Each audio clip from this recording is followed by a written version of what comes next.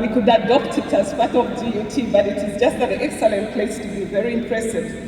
So my role is just to give a speech. I will not bore you. I had prepared a presentation, but I think because of time, I will not do that. And because of what I've seen quite a bit. I'd asked my colleagues to prepare a robot, because you know we have robots at DUT, but I've already seen that we are going that direction, and you guys are already coding. So you already know, you can see things that move. So instead, I'll speak to you about something which I think is very important for you to excel.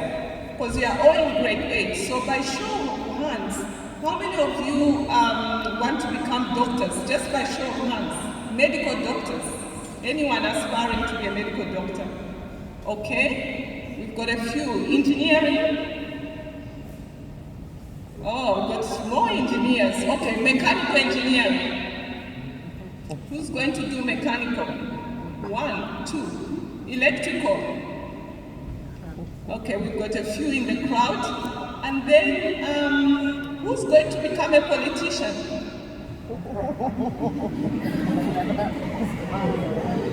0. 1. Okay, I think you are my best friend. I'll ask you why just now. Do we have a mic? Who has a mic for her to ask her why she wants to become a politician? Only one MEC. I think the MEC is not doing a good job in getting people to be politicians. It's so important to have people who can speak for the rest. But you can see that it's not many people who like to do that, because you have to be very brave. Is anybody who's going to try to be a social scientist? Do you know what social scientists do? Psychologist? Only one, okay. So the reason I'm mentioning this is that it's always very important to have a plan. Remember, grade 8 and grade 12, you may think, oh, it's 4 or 5 years from now, but the time can go very fast.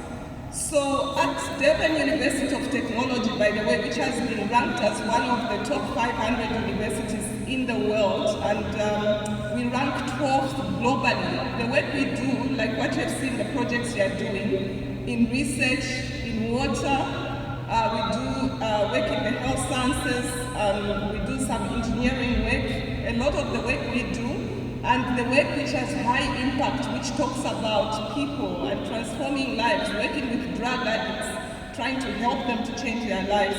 That work together gives us a lot of impact that we've been ranked 12th globally in the world. It's even higher than, you know, some of the best universities that, you know, are traditionally in the country. We have 26 public universities, but I just want to show you that even as a small university, like we are considered to be number 15 nationally on the rankings in terms of our research and teaching outputs. But our research is beyond even some of the top universities in the world. We compare currently in terms of our impact to universities like MIT. And I just want to show you that, you see, so it's not so much about where you come from, one, or where you are located. Because at the end of the day, it's what you do with yourself and your life that can make a bigger impact.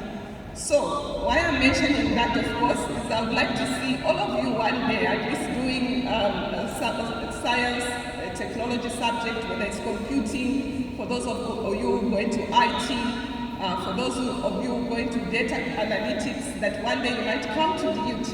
It is just right next to you. I hope that my colleagues, and I know we've got Mr. Asma here from DUT, that we can actually arrange a tour for you to come and see our facilities one day when we have an open session, so that you can just have an idea, because it helps you to plan ahead. You don't have to wait for when you're in grade 12. So, one of the other things we also know is that in our country right now, a lot of the students, you know, they go to university, they get a degree, and then they can't find jobs. A lot of the youth are unemployed at the moment. So one of the things we really drive is about entrepreneurship.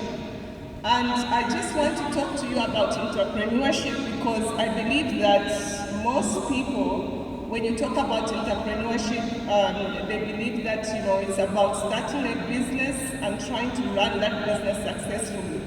But you can also apply the entrepreneurial skills in any field that you go into, whether you're a doctor, you're going to become a doctor, you're going to become an engineer, a lawyer, or a politician, right? We need more women in politics, not only one. So I hope that our NSC will change your mind eventually to try and get into why you need to be a politician at some stage. So let's look at the first thing that you need to be an entrepreneur. This will also help you to succeed in the work that you do.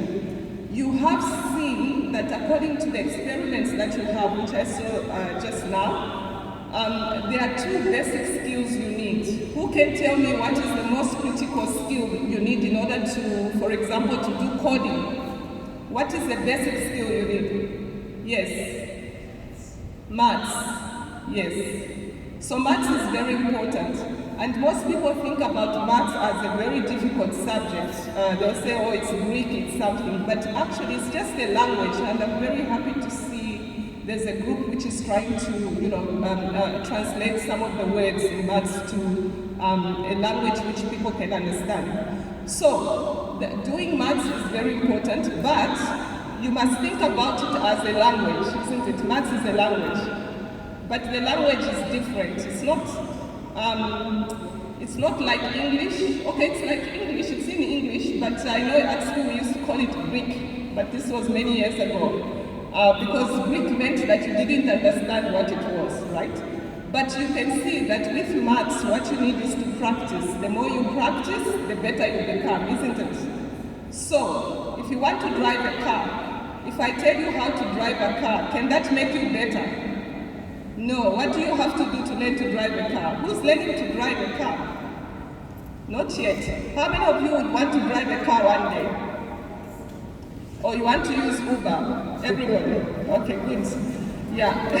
So to drive a car, even if your friend tells you that you should press the accelerator and then press the brake, you will not know how to do that until you get a chance to practice. So practicing and doing something several times makes you an expert, isn't it? So an expert is somebody who fails several times until they get it right. If you fail the first time, yes, it's okay to cry, to be mad, maybe you get the lowest percentage of marks in class, that's okay, but you must try again, ask, because I see you have great teachers and you can use that opportunity as well.